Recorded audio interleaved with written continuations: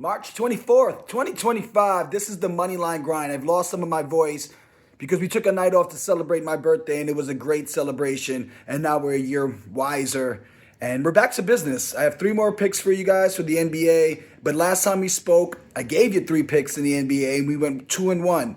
Normally, that's great news, right? We're profitable. But this is starting to hurt some of our more recent numbers. As you recall, we were flirting with like the 70 percentile over our last like 30 to 45 picks.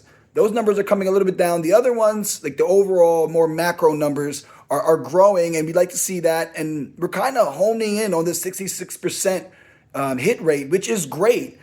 I am getting greedy. I want 70. It's just a solid number. So we're gonna have to throw some sweeps in here. That's the only way to do it because I don't want to increase how many bets we're putting out because less is more. Kawhi Leonard said it best: "Slow is pro." But we're looking to end this week strong. We're running at the end of March. We're up over 11 units. So you may see some more bankroll builders here just to really solidify the profits. We're going to and bank them and just add to it. There's nothing wrong with being up 11.2 units in a month. We could try to get to 13 to 15, but I'm going to be a little bit more conservative in this last week. Let's recap what we did last time we met, and then we'll go over our three picks for tonight. We had Pajimski over 1.5 3-pointers made, a juiced line here. So what we did was we matched it with some juice, putting 1.75 units on there, and we win. Easy money there. I think he cashed in the first half. A skilled play, keeping the goal in mind, which is profits. Our second pick was our only loser. We had Siakam under 30.5 points plus rebounds plus assists. He decided to put up 20 field goal attempts this game. Scored 26 points. Then we had another sharp call, a guy that you won't see many people go out on a video and take an under for. Josh Giddey, we faded him under 26.5 PR. The dude almost had a quadruple double with 8 steals. He did have the triple double, but only 25 PR. Thank you for the money, Mr. Giddey. And let's get into our three picks.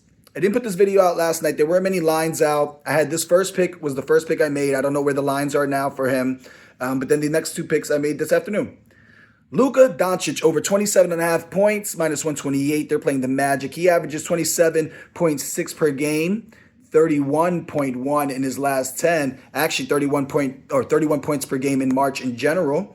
28 points in 8 of his last 10. He's averaged 37.5 in his last 2 games against Orlando. I think the last time he played them was this season with the Mavericks. He had 32. And then towards the end of last season, also a Maverick, he gave him a little 45, a little Coke 45 for them.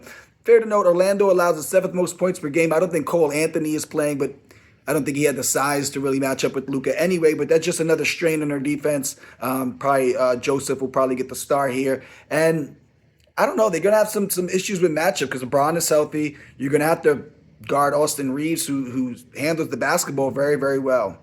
And then, of course, we have this note for roadkill. Luka Doncic likes to eat on the road. On road games, the smiling assassin averages 30 points per game versus 26 points per game at home. And he's almost about 48% from the field on the road. He just loves to smile and shut up the crowd. And then for our second pick, we're going to fade. It wasn't the fade of the day, but we're fading Kobe White under 8.5 rebounds plus assists. This is minus 140, so there you go. I guess Vegas thinks we're going to win this one. He averages 8 RA on the season, 8.5 in his last 10, and Denver allows the third fewest rebounds per game to shooting guards. But the pace and altitude here is what I'm looking at. This is going to be kind of just a smart play. While the Bulls are one of the speediest teams in the NBA, they fared around the third in pace for most of the season. We've seen them slow down recently.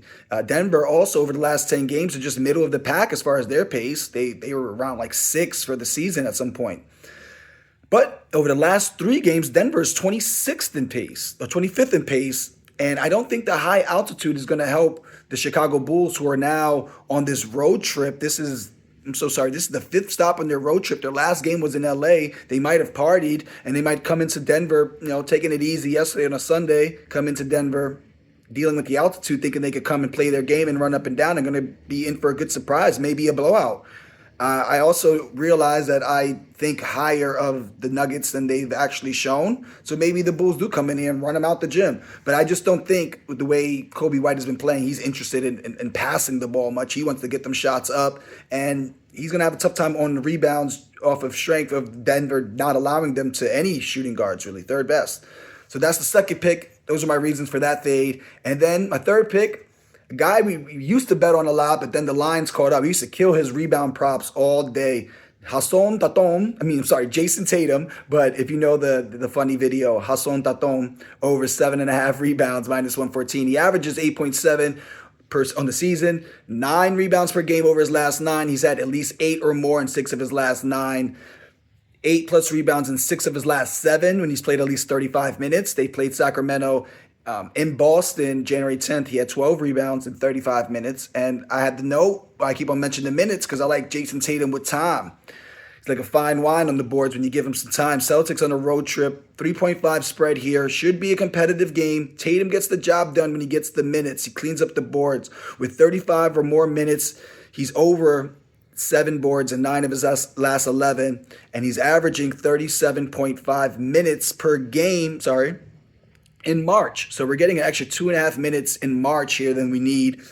He's also facing a team that shoots has the 7th most field goal attempts. So they get the 7th most shots up. So it's in theory, 7 most opportunities available for a rebound is how I was looking at that. And the Celtics defense, this complements this point, allows the 2nd lowest field goal percentage. So we got a team who's going to put the shots up a lot. They get the 7th most shots up. And then you have a team that limits how many of those shots that go up actually go in.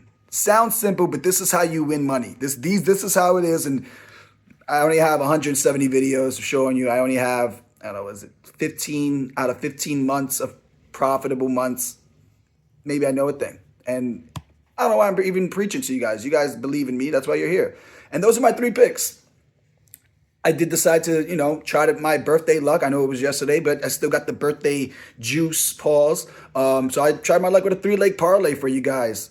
Plus 861. I'm taking Jason Tatum, 9 rebounds. He has good numbers from 10 rebounds or a double-double as well. Denver Nuggets, first half money line. I'm really banking in on that altitude to kind of catch the Bulls by storm. And then I'm hearing Anthony Davis is questionable tonight. So that dude is a beast. The Mavs may try to make a run for this play-in.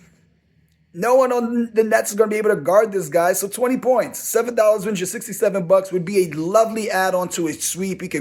I don't add these parlays to our unit tracking, but it would be nice just personally to have that for us on the side if we do get the sweep or a 2-1. Those are my picks. That is my parlay. My name is Dame. This is the Moneyline Grind. More picks. Another year of my life dedicated to this.